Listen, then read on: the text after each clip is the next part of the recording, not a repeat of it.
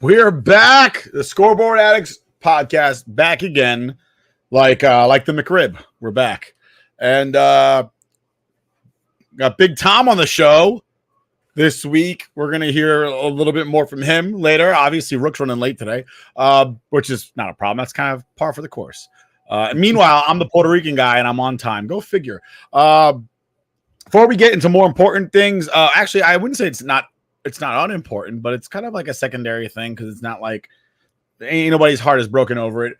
The murderer of Nicole Brown Simpson and Ron Goldman has finally passed away, and happy trails to O.J. Simpson, no longer with us, died of cancer. Good riddance, asshole. I mean, people are like, "Oh, R.I.P." Like O.J. Get the fuck out. Like. We all know you did it, dude. Come on. Like, that's obvious. Dude, that's the biggest blunder of the Justice Department I've ever seen in my life. Like, to this day, I don't think there's another purpose, dude. To this day, I don't think there's another situation I can think of off the top of my head that was as high a profile that did not get resolved. I can't think of one. It wasn't a blunder, dude. I mean, if we're really gonna do this. It was on purpose. After all the LA riot shit and the Rodney King beatings and shit like that, they gave him a free pass. The only problem is, and what's sick is how it was celebrated back then as almost like a justice for black people almost, is the fact that if you fucking saw the pictures of what this animal did to Nicole Brown Simpson and the fucking waiter, I can't think of his name, Ron Goldman, thank you. Ron Goldman, yeah. Like, sawed that motherfucker's head almost clean off. It's like, I guarantee you wouldn't make it a racial thing. You'd be like, holy shit, whoever did that to these poor people deserve to be locked away and thrown, like, the key should be thrown underneath Niagara Falls. Like, the way it was done and what actually took place is horrifying. We're not talking about a fucking traffic violation here. We're talking about a dude literally murdering his ex-wife and sawing off a waiter's head. And everybody's like, oh, let's take the racial issue and throw it right into the mix because that plays into it. No, it doesn't. If the fucking Pope, sorry to cut you off, Nick, but if the fucking Pope did that shit, I'd say put him behind the fucking Jeep Grand Cherokee and drag him through the Mojave Desert until he's gone. Like, whoever does it to people deserve to be fucking thrown down a well and left. I think the worst part about it is, like, it's not that he murdered his ex-wife. I don't think that, I mean, that's terrible.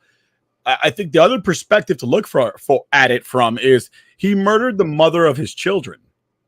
Yeah. That's 10 times worse, right? Like, because you're not just hurting your ex. Now you've hurt your children. And as a parent, you guys are both parents. That's not cool. Like, you got beef with your ex. It is what it is. That's kind of normal. Most people have beef with their exes. I understand that. But to hurt your children to spite your ex, to me, is mind-boggling. Like, I just don't understand that concept. You literally just took away their mother, whom they loved, presumably. Well, they were children. Think about it like this. Like, you want to sit there and try to be like, oh, well, murders are normally crimes of passion, right? In the heat of the moment. Now, this guy waited outside the fucking house. No, but besides that, not when you lurk outside a house waiting to murder people. You're just standing outside. Like, you know how they say, like, a lot of these states have a cool down period, right? When you go to buy a gun, they make you wait 5, 6, 7, 10 days, whatever it is. The cool down period is so you don't have these people that don't have the mental capacity to understand things. Give them a little bit of time to relax, because whatever might be pissing you off while all of a sudden you want to buy a gun should calm down in a while. If you're standing out in the bushes for hours just waiting for your ex-wife to fucking stroll up and you decide like whoever walks up is getting it. I don't give a fuck what happens. Everybody's dying. Like you're a psychopath. And then to boot, I think I joined the wrong podcast. Now you're all in. Then to boot, dude, is the fact that he went and tried to fucking write a book like if I did do it and do a show that Fox was trying to produce. It's like, you fucking kidding me, dude? Like, first and foremost, if you legitimately didn't do it, if you were fucking innocent, why the fuck would you even entertain that? And number two, if you did do it, why are you trying to throw it in everybody's fucking face now? Like, that's just crazy shit. You were talking about your buddy OJ dying. Rook. I mean, that's. I was saying is what? the murder of Nicole Brown Simpson and Ron Goldman has passed from this earth. Yeah, and then I guarantee he admitted it right before he died. And then TJ needed a cool down period. Apparently, I needed a cool down period, but not fuck that, dude. I just hate. I hate the racial angle thrown in. He wasn't a good guy anyway, because even after like what he got arrested for assault, he tried to steal back his memorabilia, whatever it was. Yeah, he went to jail for that. And then remember that scene? He was getting interviewed by one of the by a reporter, and he like figured he's gonna play a prank on her. Nice 316. And she opens the door, and he's there with a knife. He goes, reet, like as a joke to her. You ever see that? The man did not give a fuck. He didn't care. He had no remorse for what he did. The crazy part interviews on the golf course, like, yeah, man, I'm still out there trying to find her killer. It's like, look in the mirror, you dumb fuck. Yeah, we found him. He died today. Yeah. Listen, anyway, what was also appalling is on these news shows, they give him all kinds of accolades and not referring to the murders. Oh, O.J. Simpson, 11 years, pro, this, that, and oh, he's a movie star. Listen, he's a murderer. His career is over. It stopped when he murdered these people. I'm sorry. Listen, you can't give accolades to people that killed people. Yeah, he got away with it. The best view on anybody's take on this murder was Kardashian's look when they announced the verdict. If you look at that shot, that tells it all. He couldn't believe that he got off on this case. Yeah, this is basically the news right now. I was the best guy around. What about the people he murdered? Like that's just sets you what they're doing right What is that now. Listen. If there's one thing about this with OJ in the news, I will tell you this. 1985, he was in the news big time. Rangers won the cup. 94. You're getting all crazy. Right. Yeah. 94. 94. I'm sorry, but the thing is, now he's dead, and the Rangers are going. Hopefully, but I listen. Tommy's tirade is coming up. I'll tell you that in a couple of minutes. Oh, Nick, just to clarify, that clip originally is from a news reporter about asking people about John Gotti in New York. And it sounded like Big Tom. It sounded like she was asking Big Tom. What's that? I thought that was the clip of them talking about Whitey Bulger in Boston. Oh, I don't know. It was John Gotti. It might be. Whitey Bulger. It was one of them. It was one of them. Dude, either way, that fucking O.J. Simpson deserved everything that his character got in the Naked Gun movies. Fucking tossed off the upper deck. In real life. Yeah, exactly. All I know is that one murder that sounded like Big Tom. I don't know who they were asking. But we move on. What do you guys want to talk about? Let's talk about something. I don't know. Masters. We got to go straight to the Masters. We got to go golf. All right. I'm going to go drop a Derek Jeter while you guys talk about golf. Nice. Drop my captain. Oh, number 2, my bad. I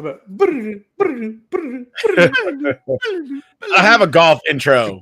Like no show. This ain't divots and pivots. Imagine Magnolia Lane in all its glory as you're approaching. Real quick, before we get into golf, I believe is it Sunday? T Divots and Pivots got what? Shoot your Divots and Pivots plug.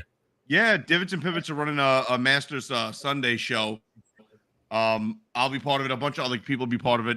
We retreated a bunch of times, but it's supposed to be fun. But those guys are hanging out in a casino up. I think what is it like near like Foxborough or something like that, right? Connecticut or Massachusetts? It's in Oh no, it was in New Hampshire. It might be New Hampshire. Whatever. was it They're Gate from way up there in Beantown somewhere. So Well, I've never but yeah, seen. I've never seen you turn down a trip to a casino, Thomas. Too far. It's like 4 hours away. yeah, way too far. If I want to lose money, I'll lose money straight down the New Jersey Turnpike or the Parkway. If it was in whatever. Connecticut, like 2 hours away, I would have went.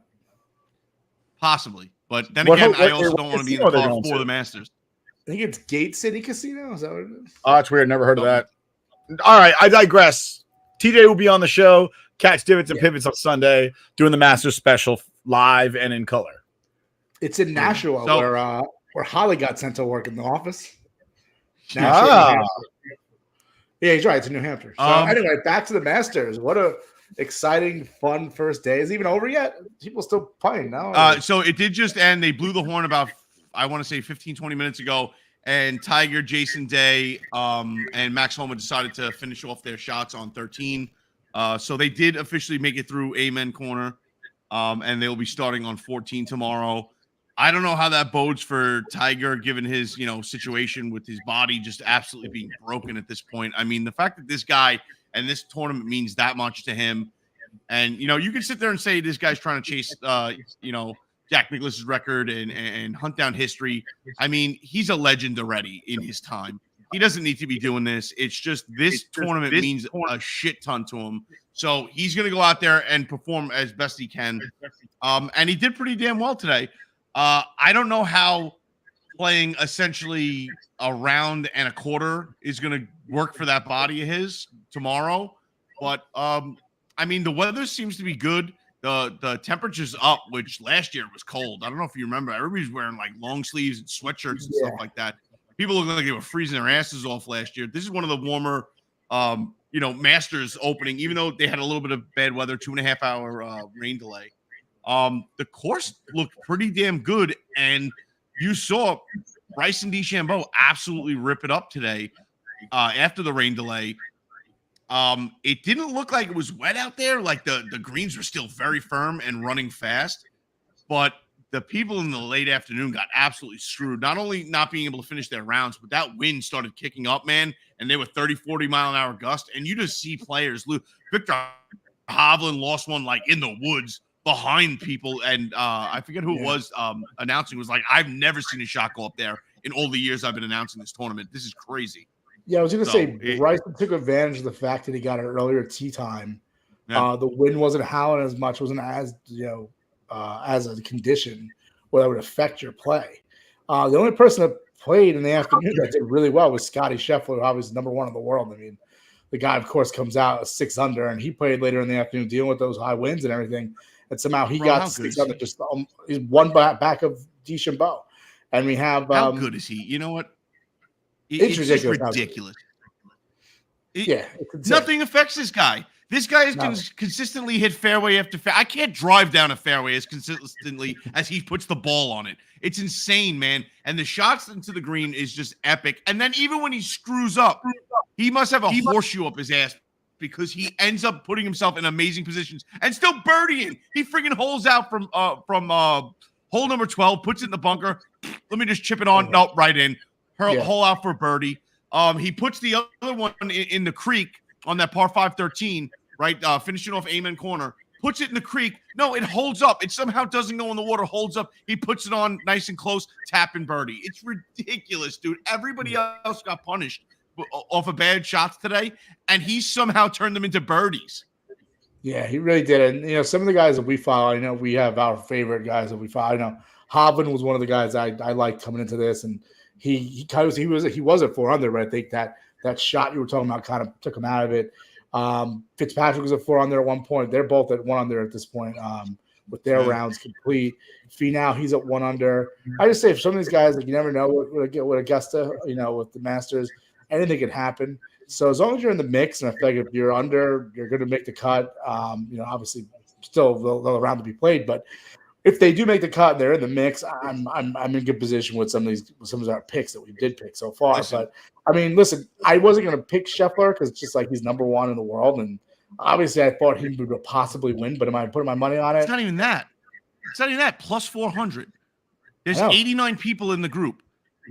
Like 7 of them are former champions at least, and Yeah. You're going to put this guy essentially. You're given 1 to 4 odds on him winning. It's not worth putting money on him unless you're saying, you know what, this guy's definitely winning, and I'm putting like $400 on him just to win a big prize. Like, it doesn't make sense to dump that much money on him. It just doesn't. And I hate to say it because I like Scotty Scheffler. Excuse me. I like Scotty Scheffler. He's a tremendous player. He's been exciting to watch the last couple of years, right? He's just all over the place. He scores from everywhere. He gets in a tough spot and ends up turning it into a scoring position. It's insane. It just kills the betting, right? It almost gets boring, kind of like how it was when Tiger was just winning absolutely everything. And it's like, all right. But we weren't betting back then. We were kids. We got to watch this epicness. Now that we're betting, it's like, dude, stop it. Please, take a fucking week off. Come on, man. Right now, this is just to show how much they believe in him. He's plus 140 right now, live bet. DeChambeau, who has the 1-stroke lead, is plus 550. Max Homer, who is 4 under, tied for 4th, is plus 1,600 still. Like, that's how much they believe in him. I was going to say, it's definitely, listen, it's day one, easiest pin placements. It gets harder after this. And the one thing that I love about Augusta and this course is that past champions and people that have played there more than everybody else in the field always come through in the end and always seem to close the gap. Phil Mickelson was back how many last year, and he ended up taking second place, tied for second place.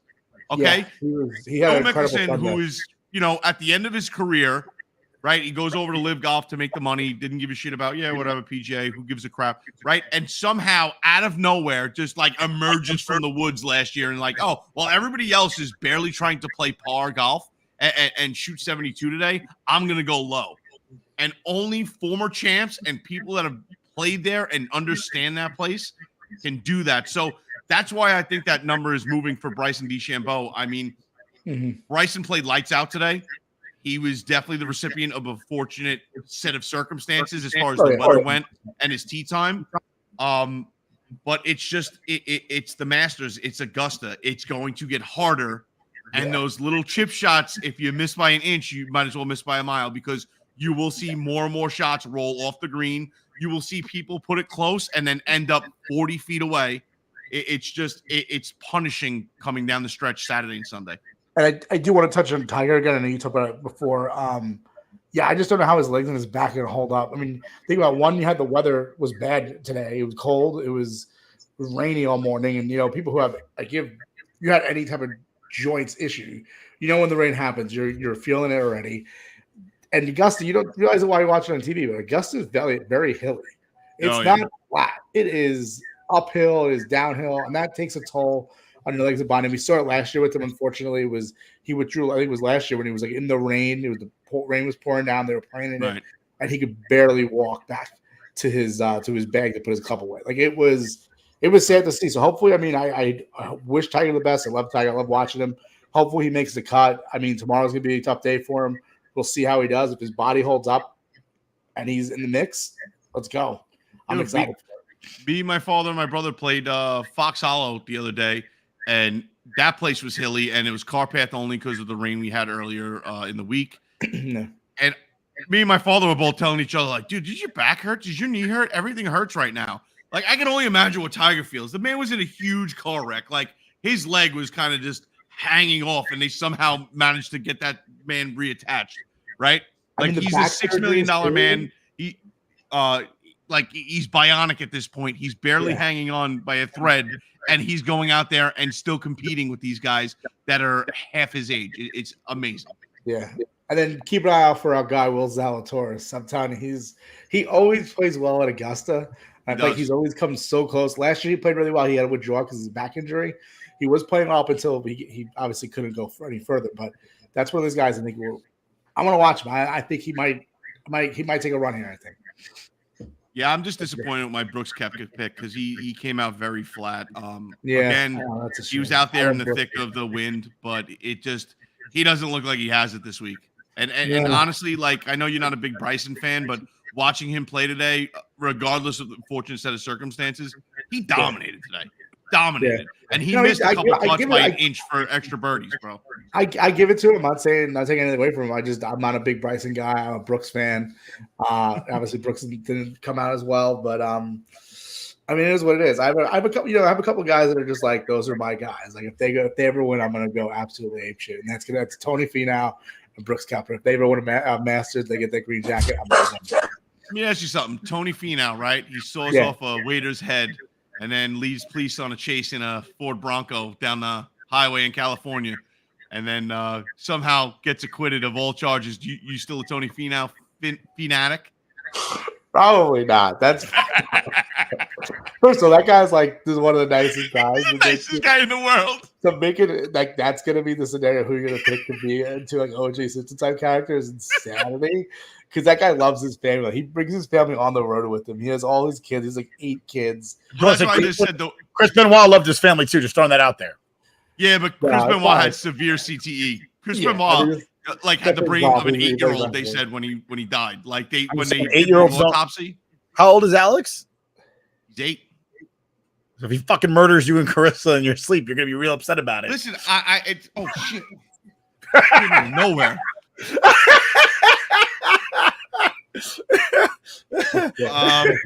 You're sitting there silent, Dad. You watched it a little bit. I got you to download the Masters app. What did you think about the Masters today before we move on? I was kind of impressed with the course itself. You know, they had some rains. They didn't rain as much as they anticipated, so they got the course in good shape. Lot of spectators. It's a big event. I was actually impressed with DeChambeau. He kept it together early, 3 straight birdies, you know, and he chipped out of the sand, you know, recovered, you know, he did well. Max Home, I think, is going to do okay. But Tiger Woods, you know, he's tied for 23 for the most, you know, makeable cuts. He hasn't been cut, you know, 23 straight times. So he may make this cut and he'll break that record. But Tiger Woods, I feel bad for him, man. I just played the round with TJ and Steven, and I got ice on my knee, you know, and we played Sunday. I'm gonna let you know I don't feel bad for Tiger Woods at all. He's a multimillionaire, plays a fucking game for a living. I don't feel bad for him at all. Listen, I'm just waiting for the people to start hating on his son because Charlie's so good. Yeah, it already happened though. People already saw it during the tournament, the Fall of the Sun tournament and stuff like that. People were running their mouth about him. Like His name is Chuck Woods. Charlie Woods, phenomenal. He would absolutely smoke us for money. We should go by Hey, Chuck T. Woods. Being that you mentioned the when we went and played golf on the 18th hole, did we have a bet, and how did that work out? Yeah, no, me and Steven lost that bet. It was downhill par 3 over water the whole way. Had to carry water the entire way. And I think it was like a 200-yard par 3, but because of the slope, we were up, you know, shooting down on the green. It ended up being like a 170, 172 to the pin. And me and my brother both pulled 7-iron. We pulled it left. We were both pin high, just off the green to the left. And my father magically takes a driver out, and I'm like, all right, we're going to use drive. He's like, yeah, and pulls a Bubba Watson and just finesses a drive, gets it to land on the green, and then just stop dead. And so he was the only one to put it on the fucking green. And, of course, with driver, and me and Steven are just like, yeah, great. Awesome for you. They had to buy me a tasty beverage, Nick. Yeah, we went to the most packed dive bar I've ever seen in the middle of New Jersey. Yeah. Like, I never in my life did I think we were gonna walk in that bar. It was gonna be jammed, and we walked in. The waitress looked at us. She's like, "Man, this place is packed today." It's like, all right, we just came for a beer. Sorry. What place was it? What was it? It was some dive bar right next to like an old school like railroad car diner, and then like there was a little side door, and that like entered a tiny weird building that went behind the diner, like in an L shape. And honestly, the place had probably 45 people in it, and it probably only had seats for like 35. Is that diner off 78? That was off 22. 22. Oh, 22. I think I know. I know where that is too. All right, yeah. I used to drive by there all the time for work. Yeah, I forget the name of the bar, but it was right next to Heritage Guild in Jersey, the gun store. But we were like, oh, we just thought we were going to be in and out for a beer. We were there for like an hour because we didn't get our beers for like 25 minutes because this poor girl was working by herself. It's always good to hear that there's a gun store next to a liquor store or a bar. That's always nice. That's what they should be. 100%. We digress. We move on.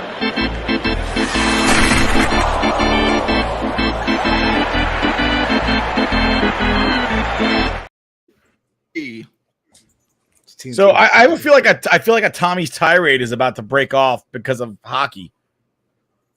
Oh yeah. I think we should give him the spotlight here, right? Here's the spotlight. Here it comes.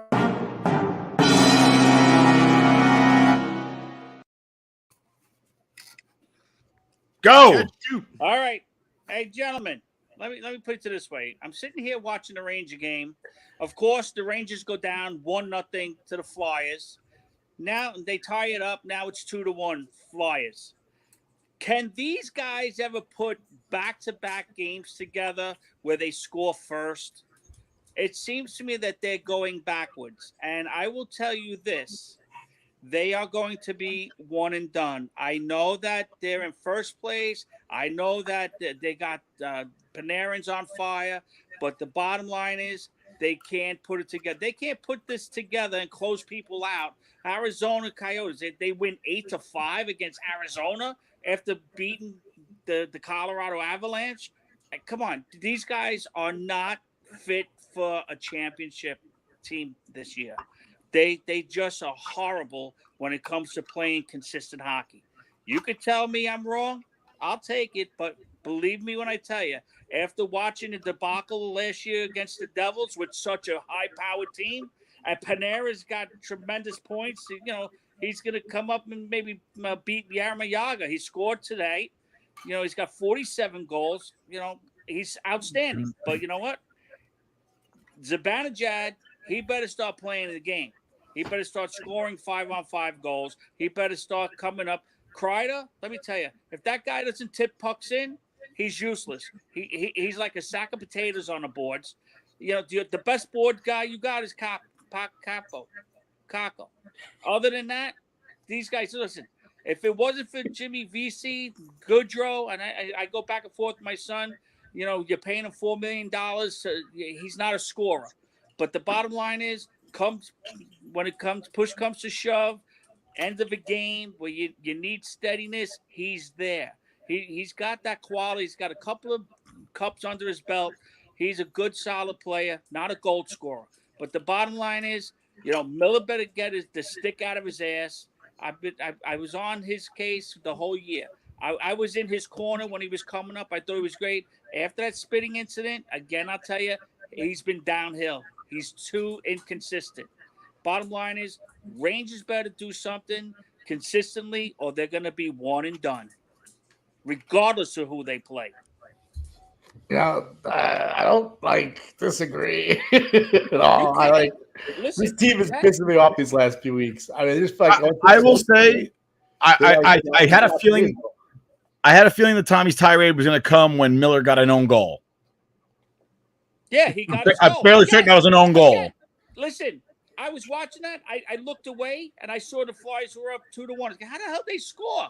Oh yeah, thanks Miller. Nice tip. Own goal, asshole. Yep. You're standing in front of the wrong net, pal. Yeah, but the thing is, he didn't even have his stick flat. He had it sideways, so the puck is going to go up. You don't stop. You listen. If you ever played hockey, you never put your stick flat. You put it flat, so if you stop the puck, it stays there. It bounces to the side. That thing went right over Quick's shoulder. That poor guy. Greatest American goalie in history, and he's got to face his own guys shooting on him. Yeah, the Rangers suck right now, and I don't give a. You know what? We go back and forth with people on Rangers Twitter, and it's clear that they have no concept of hockey. They've never played hockey. They just look and say, "Oh, well, we have the most wins in the NHL, so how can you say they suck?" I'll tell you how. When Chris Kreider starts carrying the puck and making plays by himself, and not just tipping goals or power play goals or fucking empty net goals, okay, then you can sit there and sing him praises. When Mika Zibanejad scores a fucking goal that matters, and not when we're already up by 2 or 3, or an empty net goal or a power play goal. Listen, power play goals are great. I love it. Score 5-on-5 because Mika Zibanejad and Chris Kreider, I'm telling you right now, if the Rangers are one and done and they don't make it past the first round, shit can both of them. Send him to wherever. I don't give a fuck if we lose money on the deal. Can I I'm ask? sick of both of them because both fucking the last 2 or 3 seasons that the Rangers have fucking made the playoffs and looked hot and looked like they were going to do something. It's ice cold Kreider and ice cold Mika Zibanejad, and you're leaning on people like Kakko to score goals in the fucking postseason when everybody seems to hate Capo Kakko in Rangers Twitter. The same people that have a love affair with Chris Kreider and Mika Zibanejad and think they're the greatest thing ever hate Capo Kakko, and he's the only one skating his ass off constantly. Yeah. So I don't fucking get it. I don't understand what people are watching. The Barking Goudreau thing, it's the what we're paying for what we're getting out of him, right? I'm not saying he's not a good player. Everybody knows he wasn't a goal scorer, but to pay somebody like that $4 million to play a role, a little ridiculous. Absolutely ridiculous. You're wasting money there. Trouba needs to wake the fuck up. I understand he got hurt this year. I understand he's battling an injury and coming back and trying to be a healthy 100%. You're going into the playoffs. You better get nasty, dude. You better start getting fierce. I haven't seen a single highlight of fucking Devil fans or Islander fans or some Penguin fan bitching that Trouba's dirty. When's the last time he absolutely lambasted somebody? It's been a minute, right? Start getting physical. Start getting nasty. And you know what? Thank God for fucking Panarin. And we know his issue in the postseason. Maybe he'll change it this year. We really need him to change it this year because Mika and fucking Kreider aren't going to do dick. But Panarin is now 3 away from getting 50 this year. He's having a tremendous season. He's having the best season of his career, okay? And just think, he took less money to come here because he didn't want to go and play in a shitty stadium in Long Island. And even their new IBS arena, he doesn't want to play there. IBS, that's right. I fuck them. Fuck their arena. Nobody wants to go to Long Island. Gloves with Hathaway. Stop, they stopped. Listen, that's the other thing. Where's Rempe in a game like this? Where was Rempe against the Islanders? Listen, this is what happened when they were in the playoffs with Gallant. They didn't play Reeves, and we got destroyed. Listen, when Rempe's in there, it's a whole different game. Oh, what the fuck was that? Yeah, and this is what happens, and this is what happens, Nick. You can't friggin' protect your guys, and nobody will come up. Look, you'll see Goudreau coming to drop the gloves with Hayward. But the bottom line is, Remke was there. That wouldn't happen. And what you're right. You know what though? And let's talk about Trouba. Trouba got a fucking C on his chest and has disappeared from the game of fucking hockey. I haven't seen him play anything hockey related this season. He got a C on his chest and he disappeared. I was sitting at dinner. My future wife made me a beautiful dinner with chicken and steak fajitas. And it was fucking delicious. And I'm sitting there and I go, Trouba disappeared from hockey. She goes, what does that mean? I go, he got a fucking C on his chest and decided that he's just not going to play hockey anymore. He's just going to show up, collect a check, and pretend to be rah-rah because he's not doing anything. There's not anything impactful that he's doing on the ice. Listen, let's put it this way, Nick. I was always against when this kid Remke, he came in, Remke, and he fought Martin in the outdoor game, no problem. Then all of a sudden, every tough guy is coming at him at the center ice line. Oh, we're going to go. This poor kid can't even say no. He's got to fight. And where is Trouba saying, you know what? You want to fight him? You're fighting me first, punk. No, Lindgren's the guy. Lindgren's the guy. He went, good luck. Have fun. Dude, that's not a captain. A captain sticks up for your teammates, bro. This pissed me off so much. And this kid, listen, he took a couple of beatings. He stood up, but he took a couple of beatings. Why? You can't fight 5 times in 5 games. Yeah, he's on a box. Takes a lot out of you, man. Hockey player. At a point, I again, it's been Lindgren. Lindgren's been the heart of the teams this season. Listen, as far as a pulse, I mean, obviously, Breadman, he's gonna be your scorer. He's gonna be flash. He's going to be that guy. But Lindgren is the blue-collar worker on this team that's going to play good hockey. He's always been like that for 3 straight years, Nick. Yeah. He's the guy that goes crashing into the boards at 60 miles an hour. He puts his body on the line all the time. That guy gets hurt so much, and he's back. There's guys that get hit with a puck and stay out for 3 weeks. This guy, he goes back into the dressing room, comes back out, and he's ready 2 shifts later.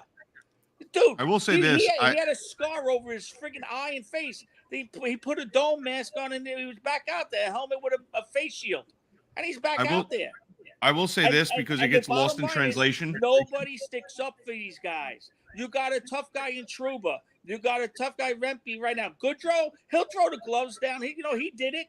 You know what? Listen, I give Jimmy Vissi all the credit in the world when they dropped the gloves at the first shift on the Islanders.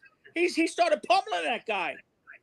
Yeah, Lazar, he dropped him real quick. Yeah, Lazar, he dropped him. You know what I mean?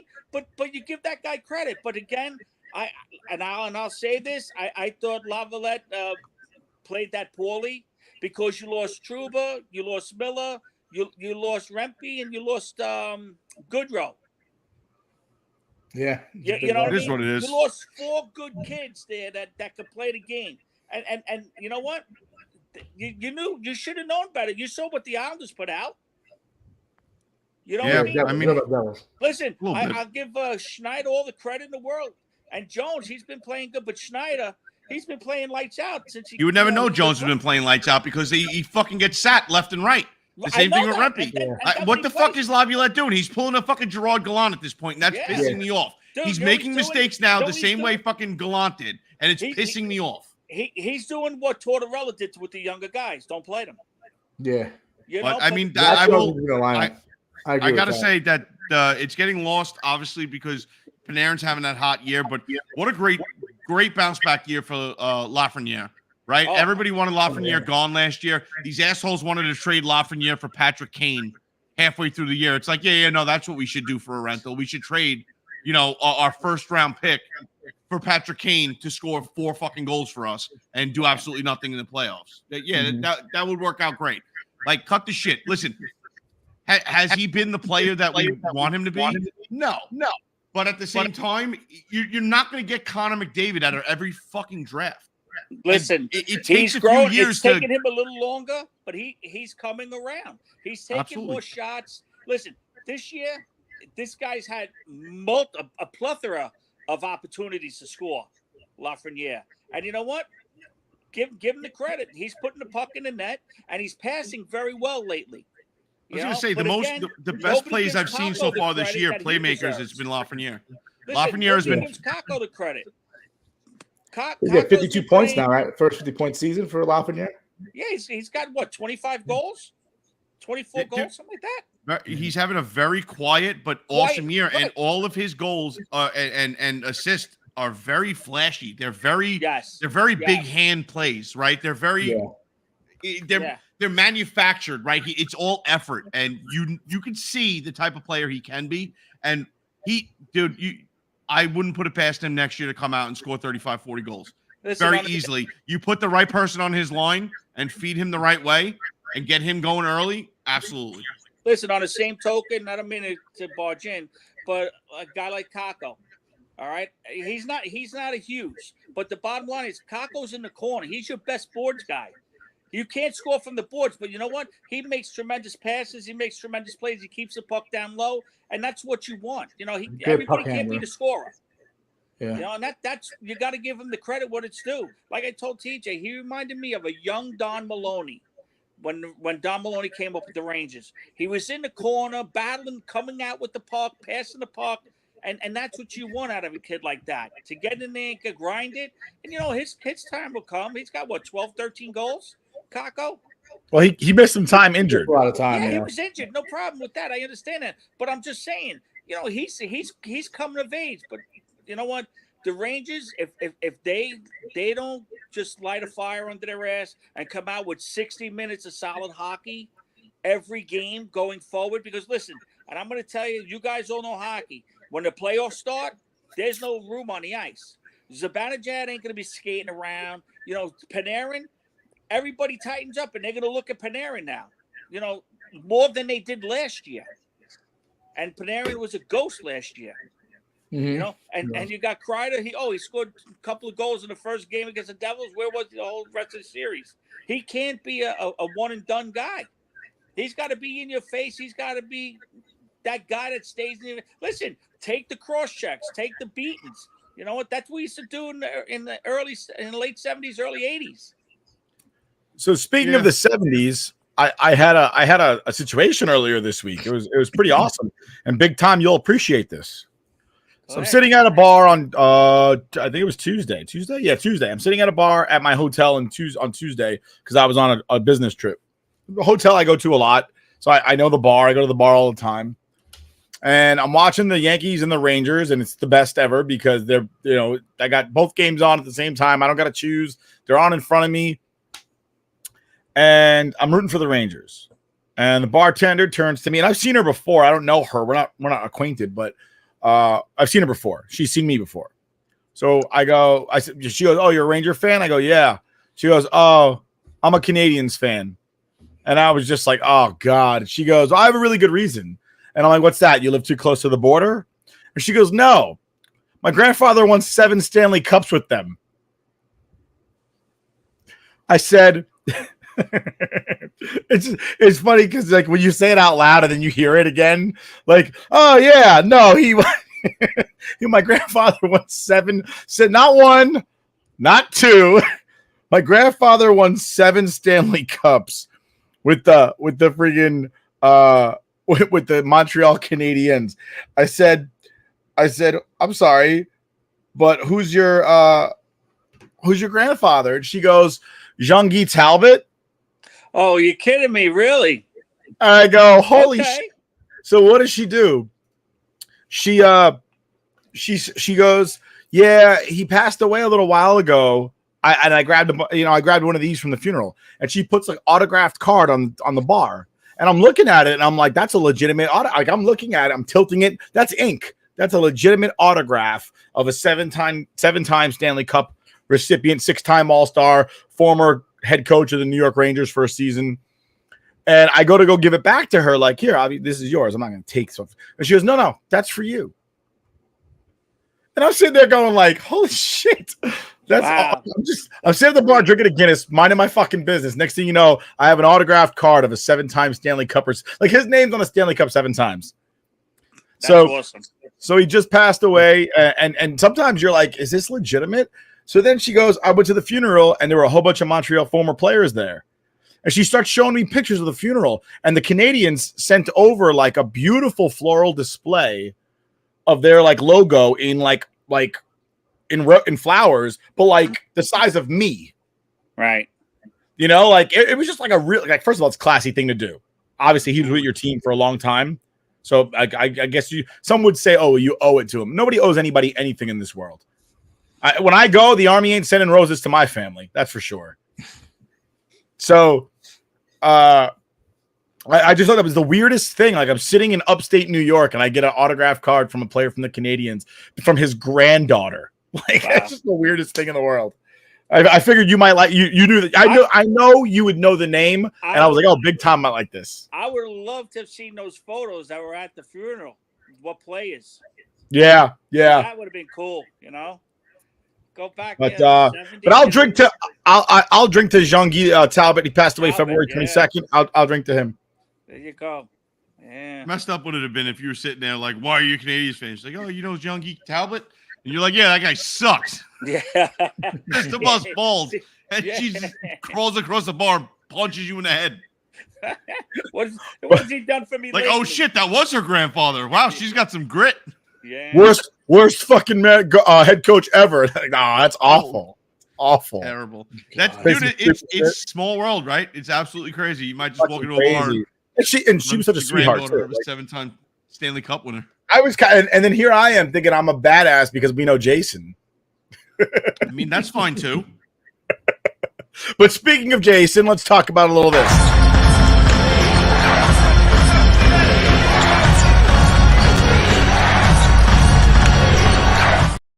You're our man with your ear to the court, Rook. Let us know what we need to know. The Knicks are kind of like in a little bit of a mid zone right now. They were up, they were down. Yeah. There was stuff going on. Talk to me about it. So here's the thing. When we were here last week on Thursday, we kind of ended the show saying Knicks season's over. We're kind of sad. And the reason why we were sad is because Julius Randle had a season-ending shoulder surgery. And then he's not, apparently not going to see, you're not going to see him again, obviously, this year. No, in playoffs, there's no way he's coming back.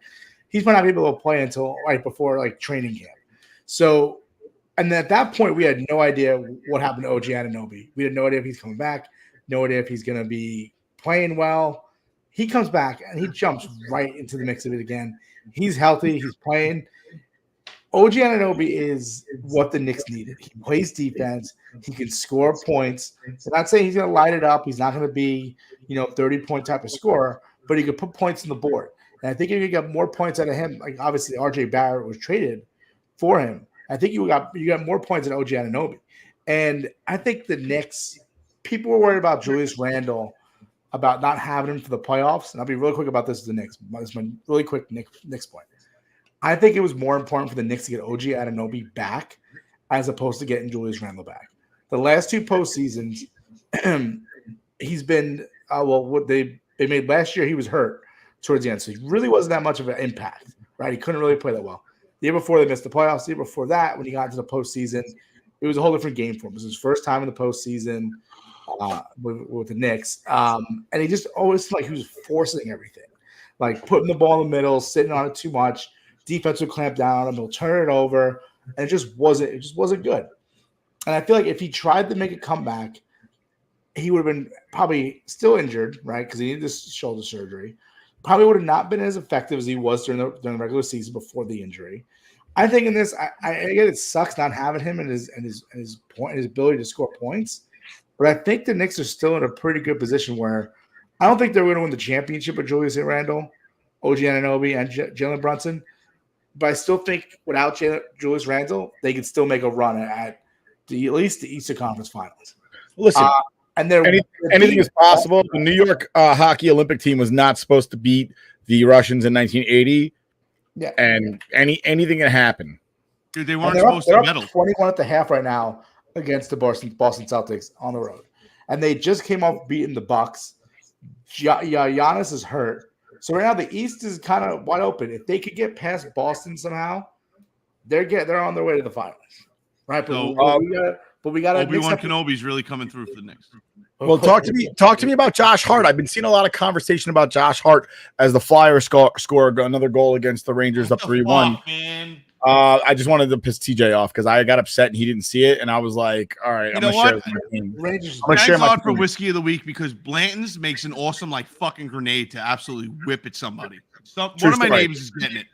But Josh Hart, I see a lot of conversations about Josh Hart. Rook, tell me about him. He's a rebounder. He is physical. Now he's scoring more because I think I'm seeing a lot of hate. I'm seeing a lot of hate. I'm seeing a lot of hate, man. I don't know why. I'm not neck deep in Knicks Twitter like I am Rangers, Yankees, and Jets. But I'm involved because our buddy Anthony Donahue, he's involved. So I'm involved, but I've been seeing a lot of hate, a lot of hateration. I haven't seen the hate. I don't know what it is. I actually like Josh Hart. I like him, DiFrancesco, and Brunson all came from Villanova. They all played together there, now playing for New York. I don't get it if they're hating on him. I think he's playing better. I mean, I think he's still a physical guy. He gets the rebounds. At one point, there was, I think, a span of 3 or 4 games. He was getting triple doubles almost, basically. So I don't get the hate on Josh Hart. Don't hate on him. Listen, wait till the postseason. Give this team a chance. See what they could do. I think the hate was coming from. I saw some hate because I guess somebody maybe they broke the team record for 3-pointers or something like that in a game or something like that. Oh, maybe. And I think it was against the Hawks, and there was some hate coming from there because people were saying, "Oh yeah, of course you start scoring fucking goals, or you start scoring field goals and shit like that, and 3-pointers against when you're already up by fucking 30 points, and we're not playing tight defense, like stealing second base when you're up by 12 runs." Yeah, that was DiVincenzo. They were hating on DiVincenzo. Yeah. Yeah, because of that. But fuck, who cares? It's just a record. Who gives a shit? Someone else film day. We're always rooting for our Knickerbockers. We may not be the most basketball-centric podcast, but we do root for the New York Knickerbockers. Yeah, and I'm not 100% best. And this is wholly opinion-based. Right? This is not fact-based. I'm just, in my opinion, I think OG Anunoby is more of an X factor for the New York Knicks moving forward than having Julius Randle come back. I think that's fair. He has the high ground. That's we digress. Whiskey of the week. It's baseball season. I'm going to go real fast. I'm drinking a little something special tonight. I'm drinking this bad boy right here, the Jack Daniel's Sinatra Select. This guy. And I got to say, I throw an ice cube in my drink, and I poured this a little while ago, so my ice cube's kind of melted. But Frank Sinatra, the boss. Chairman of the board, actually. Bruce Springsteen's the boss. I'm kidding. I'm just kidding. Frank's not chairman of the board. I wanted to get him to spit his whiskey out. But this is actually really good. It's actually really good. It tastes like JD, but a lot smoother. Chairman of the broads, right? Is that what it was? It's imagine JD, but something that you can actually sit down and sip, and you don't have to mix with fucking Coke. Nice. It's very, very smooth. And that's how I like my whiskeys. You're gonna get some spice at the end of it, and variety is a spice of life, and that's why we have different whiskeys on this show every week. TJ, what do you got? Yeah, I first day of the Masters, fucking Rangers playing, getting close to the playoffs. I grabbed a nice bottle, a little Blanton's. Listen, it's overhyped, right? It's the Taters go-to whiskey, but I still enjoy it. I think it's one of the best smooth whiskeys. Just don't overpay for it. Don't go out there and buy it for 130, 140 bucks on secondary. It's great if you can get it close to MSRP. About $100 is the max you want to go, and that's only if you don't have a bottle sitting, ready to drink. But dude, Blanton's, you can't go wrong. Smooth, delicious, sweet, not overpowering. But it gets the job done, unlike the fucking Rangers. I was going to say the last 2 times I've went to White Horse Liquors, they have not had it. I'm very disappointed. Yeah, dude, you're the lucky dude that always seems to find it right before Christmas. I found it at White Horse Liquors, I want to say 3 or 4 years ago, just sitting on the shelf like on a random Wednesday when me and Carissa happened to be off and going down to AC. And it was just like sitting. It's always fun to see this bottle, which is a beautiful bottle, dude. Pineapple-like shape to it. Just sitting on a shelf, like screaming, "Come and get me!" Right? Like what's his name? Come and get me, like the gold fucking City Slickers too. It's a great movie. I'll allow it. Great movie, right? But just sitting there, and then you look, and when I bought it, the MSRP at the time was like $66, and I practically dove on the shelf to get it. I was. But there was 2 there. It was max. You can only 1 per customer, and my wife was waiting in the car, and I could have been that dude to send her in and get the other bottle. But I'm like, nah, somebody else needs to find this sitting out in the wild on the shelf for MSRP too, because it made my day. I know it'll make somebody else's day. Rook, you drinking anything? 75. Rook, you drinking anything? And I'm not drinking anything. No, I was gonna go out, buy it, go back in, and go to a different register. I didn't do it though. I didn't want to do. I don't want to be that guy either. I got just timeout. You were gonna do it more for the fact that we go down Atlantic City with a group of guys. I'm sorry. I moved and I accidentally pressed click. Yeah, I would have went back. You guys were like, I need that brand bottle. I would have went back. 100%. Right. Yeah, that's what you were doing. And we appreciate you for that. White Horse Liquors is amazing. I love going there. They always got something nice going on. Very cool spot. Very cool. Yes, they did. So if you're looking for White Horse, it is no longer next to Five Guys. It's a little further down the road, next to Is it Firestone? Is it Firestone Tire? Yeah, Firestone, and there's a Firestone. There's a Chipotle over there. It's not open yet. Five Guys. That's better than Five Guys.